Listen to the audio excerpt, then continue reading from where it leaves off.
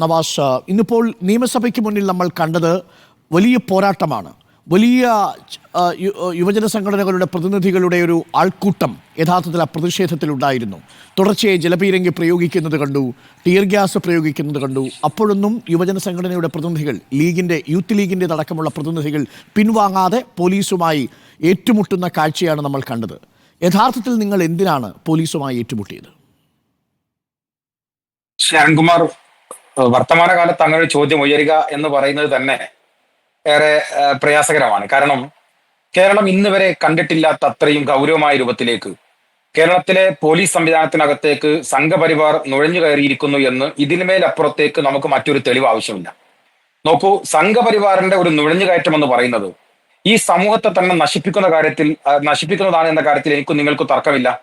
അങ്ങനെ ഒരു വിഷയത്തിന് മുകളിൽ ഒരു മുഖ്യമന്ത്രി നിരന്തരമായി അതിനെ മറച്ചു പിടിക്കാനും അവരെ സംരക്ഷിക്കാനും വേണ്ടി ശ്രമിച്ചുകൊണ്ടിരിക്കുന്ന ഒരു കേരളം, മാത്രമല്ല അതിൽ നിന്ന് വിഷയങ്ങൾ ഡൈവേർട്ട് ചെയ്തു പോകാൻ വേണ്ടി ഒരു ജില്ലയെയോ ഒരു സമൂഹത്തെയോ മാത്രം ടാർഗറ്റ് ചെയ്തുകൊണ്ട് അജണ്ടകൾ നിശ്ചയിക്കപ്പെടുന്ന ഒരു ഗവൺമെന്റ്, അപ്പോ വർഗീയതയെ തങ്ങളുടെ രാഷ്ട്രീയമായ ഒരു കവചമായി ഉപയോഗിക്കുന്ന ഒരു ഗവൺമെന്റിനോടുള്ള ഏറ്റവും വലിയ പ്രതിരോധമാണ് ഇന്ന് ഈ തെരുവുകളിൽ നിങ്ങൾ കണ്ടുകൊണ്ടിരിക്കുന്നത്.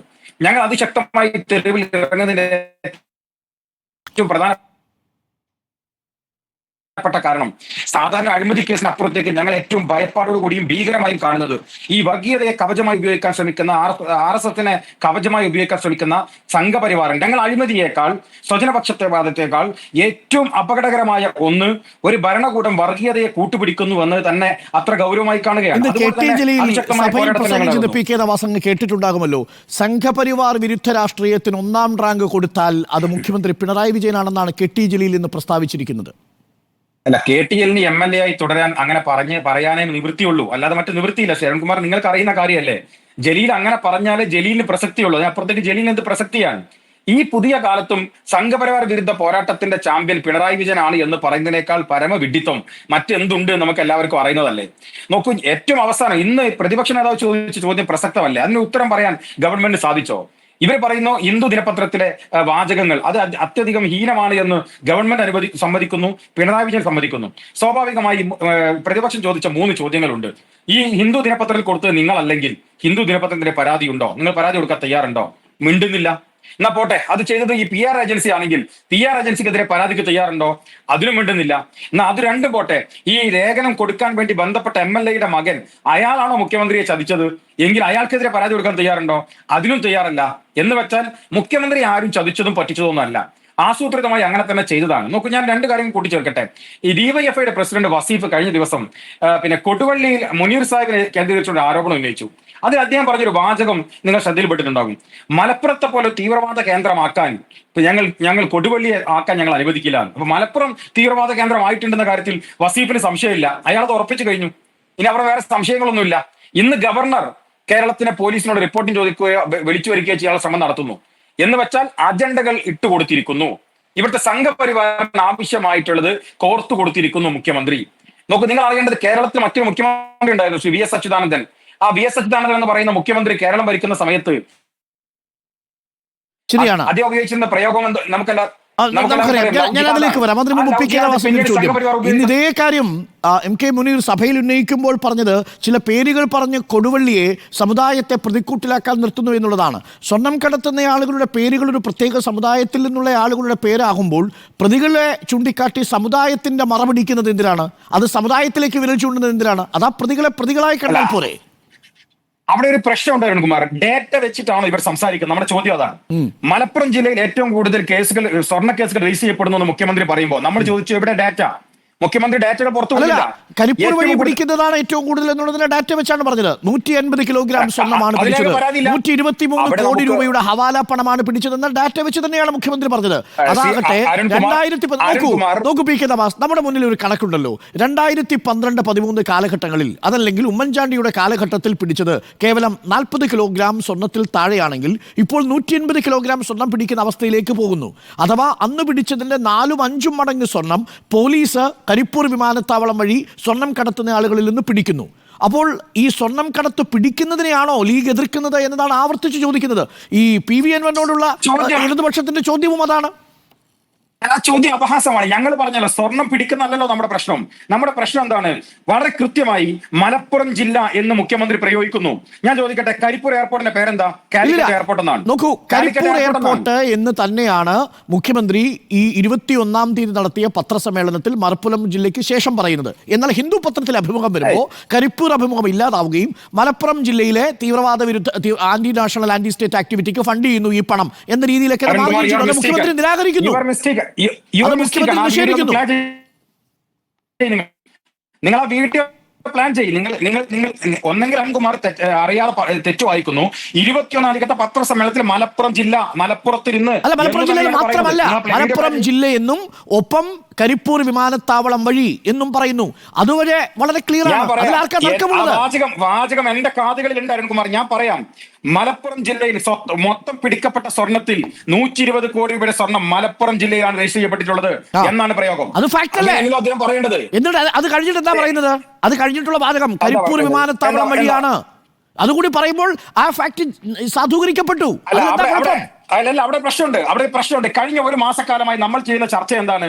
മലപ്പുറം ജില്ലയിലെ 2 പോലീസ് സ്റ്റേഷനുകൾ, കരിപ്പൂർ പോലീസ് സ്റ്റേഷനും കൊണ്ടോട്ടി പോലീസ് സ്റ്റേഷനും, ഈ പറയുന്ന ഇവിടുത്തെ SP സുജിത് ദാസും ADGP അജിത് കുമാറും ഇവർ നെക്സസ് ഉണ്ടാക്കി ഈ 2 പോലീസ് സ്റ്റേഷനിലെ പോലീസുകാർ ഉപയോഗിച്ച് ഈ സ്വർണം പിടിച്ചെടുക്കുന്നു എന്ന ഒരു വാദം കഴിഞ്ഞ ഒരു മാസക്കാലം മലപ്പുറത്ത് ചർച്ച ചെയ്തുകൊണ്ടിരിക്കുമ്പോൾ അദ്ദേഹം അങ്ങനെ പ്രയോഗിക്കാൻ പാടില്ലായിരുന്നില്ല. ഞാൻ ആ സ്റ്റേറ്റ്മെന്റ് വായിക്കാം. 21-ാം തീയതി മുഖ്യമന്ത്രി പത്രസമ്മേളനത്തിൽ പറഞ്ഞതിന്റെ വെർബാറ്റം ഇതാണ്: 3 വർഷമെടുത്ത സംസ്ഥാനത്ത് 147.79 കിലോ സ്വർണം പിടികൂടി. അതിൽ മലപ്പുറം ജില്ലയിൽ മാത്രം പിടികൂടിയത് 124.47 കിലോ സ്വർണമാണ്. 2020 മുതൽ സംസ്ഥാനമാകെ 122.5 കോടി രൂപയുടെ ഹവാല പണമാണ് പോലീസ് പിടിച്ചെടുത്തത്. അതിൽ 87.22 കോടി മലപ്പുറത്ത് നിന്നാണ്. കരിപ്പൂർ വിമാനത്താവളം വഴി സ്വർണവും ഹവാല പണവും വരുന്നുവെന്നാണ് ഈ കണക്കുകൾ സൂചിപ്പിക്കുന്നത്. ഇത് കർശനമായി തടയുന്നത് സർക്കാരിന്റെ ഉത്തരവാദിത്വമാണ്.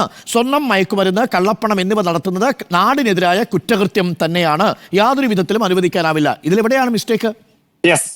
അവിടെ മിസ്റ്റേക്ക് ഉണ്ട്. ഞങ്ങൾ പറഞ്ഞ ഫസ്റ്റ് സ്റ്റേറ്റ്മെന്റ് തിരുത്തണം മുഖ്യമന്ത്രിയോട് ഞങ്ങൾ പറഞ്ഞു. അതെങ്ങനെ തിരുത്താൻ സാധിക്കും? അത് ഫാക്ട് അല്ലേ? ആഭ്യന്തര വകുപ്പ് മന്ത്രിയായ മുഖ്യമന്ത്രിക്ക് ഒരു കേസ് ആ ജില്ലയിൽ രജിസ്റ്റർ ചെയ്യുകയും അതിന്റെ കാരണമായി കരിപ്പൂർ വിമാനത്താവളം വഴി കടത്തുന്നു എന്ന് പറയുകയും ചെയ്താൽ ആ ഫാക്ട് ജസ്റ്റിഫൈ ചെയ്യപ്പെട്ടില്ലേ? അല്ല, അവിടെ പ്രശ്നമുണ്ട്. കരിപ്പൂർ വിമാനത്താവളം വഴി കടത്തു ഞാൻ പറയാം. കടത്തുന്നത് പറയുന്നതിന് മുമ്പ് മലപ്പുറം ജില്ലയിൽ കേസ് രജിസ്റ്റർ ചെയ്യപ്പെടുന്ന 120 കോടി രൂപയുടെ മലപ്പുറം ജില്ലയിലാണ് എന്ന് അദ്ദേഹം പറയുമ്പോൾ ഞങ്ങൾ ചോദിക്കുന്ന ഒരു ചോദ്യം, അത് അദ്ദേഹം ആദ്യമായി ഒരു വിഷയത്തിൽ ഇടപെടാണെങ്കിൽ കുഴപ്പമില്ല. കഴിഞ്ഞ ഒരു മാസക്കാലമായി മലപ്പുറം ജില്ലയും കേരളവും ചർച്ച ചെയ്തുകൊണ്ടിരുന്നത് ഈ മലപ്പുറം ജില്ല 2 പോലീസ് സ്റ്റേഷൻ കേന്ദ്രീകരിച്ച് പോലീസുകാർ നേരിട്ട് സ്വർണം തട്ടിപ്പ് നടത്തുന്നു എന്ന വിഷയം. എന്റെ ചോദ്യം ഇതാണ്: UDF-ന്റെ കാലത്ത് പിടിക്കപ്പെട്ടതിലും കൂടുതൽ സ്വർണം LDF സർക്കാരിന്റെ കാലത്ത് പിടിക്കപ്പെടുന്നതിനോട് നിങ്ങളുടെ അഭിപ്രായം എന്താണ്, പി കെ നവാസ്? ഞാൻ ഏത് ഗവൺമെന്റ് ആയാലും പിടിക്കപ്പെടുന്നതിന് 100% സ്വാഗതം ചെയ്യുകയും പക്ഷേ അത് അല്ല, ഞാൻ പറയുന്നത് കേൾക്കൂ. അതിന്റെ കൂടെ നിങ്ങൾ ചേർത്ത് വെക്കുന്നത് മലപ്പുറം ജില്ലയിലാണെന്ന് പറയുന്നു.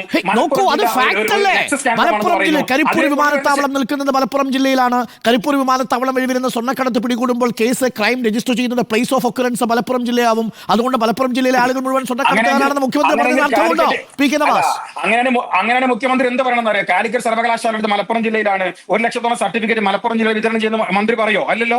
അതെങ്ങനെ ശരിയാവുക? അങ്ങനെ എവിടെയെങ്കിലും പറയാറുണ്ടോ? കേരള സർവകലാശാലയിൽ തിരുവനന്തപുരത്തായതുകൊണ്ട് സർവകലാശാലയിലെ ബിരുദ സർട്ടിഫിക്കറ്റ് എല്ലാം തിരുവനന്തപുരത്ത് വിതരണം ചെയ്യുന്നു എന്ന് പറയാൻ പറ്റും? എന്താണ് പി കെ നവാസ്?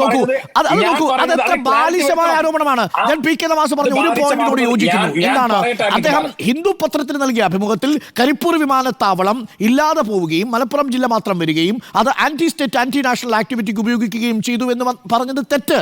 അത് മലപ്പുറം ജില്ലയെ സംശയത്തിന് നിർത്തുന്നു. പക്ഷെ നോക്കൂ, അത് മുഖ്യമന്ത്രി നിരാകരിച്ചു. അത് നടപടി വേണ്ട എന്നത് പ്രധാനപ്പെട്ട ചോദ്യമാണ്. ആ ചോദ്യത്തോടും ഞാൻ അങ്ങയോടൊപ്പം യോജിക്കാം. പക്ഷെ 21-ാം തീയതി മുഖ്യമന്ത്രി പറഞ്ഞതിനോട് എന്താണ് താങ്കൾക്ക് വിയോജിപ്പ്? അതാണ് എനിക്ക് അറിയേണ്ടത്. അല്ല, ഞാൻ പറയുന്നത് മുഖ്യമന്ത്രി അവിടെ പറയുമ്പോൾ മലപ്പുറം ജില്ലയിൽ ഈ കേസുകൾ ഇത്രയധികം രജിസ്റ്റർ ചെയ്യപ്പെടുന്നു എന്ന് പറയുമ്പോൾ അതിന് എന്താണ് കാരണമെന്ന് കൂടി മുഖ്യമന്ത്രി പറയണമായിരുന്നു. അത് കരിപ്പൂർ എയർപോർട്ടിൽ നിന്ന് പിടിക്കപ്പെടുന്ന സ്വർണം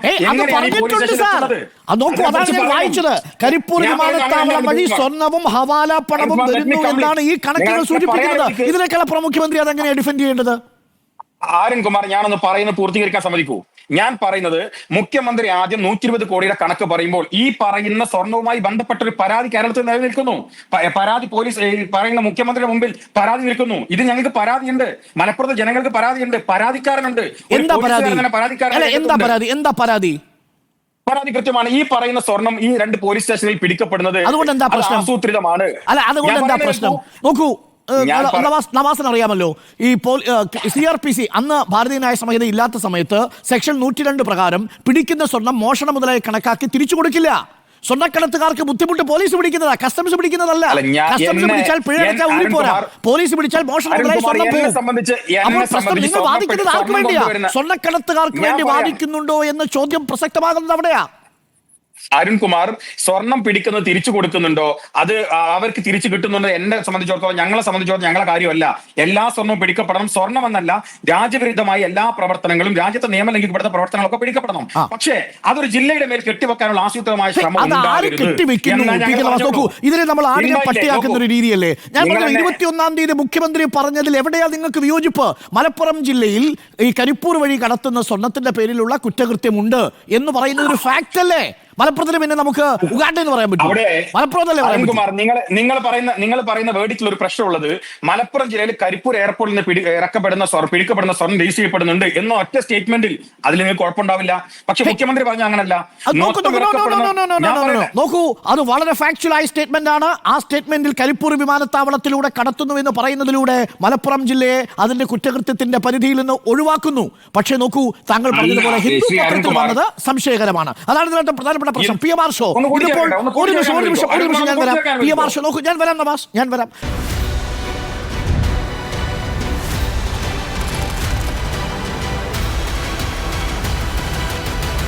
Debate with Dr. Arun Kumar.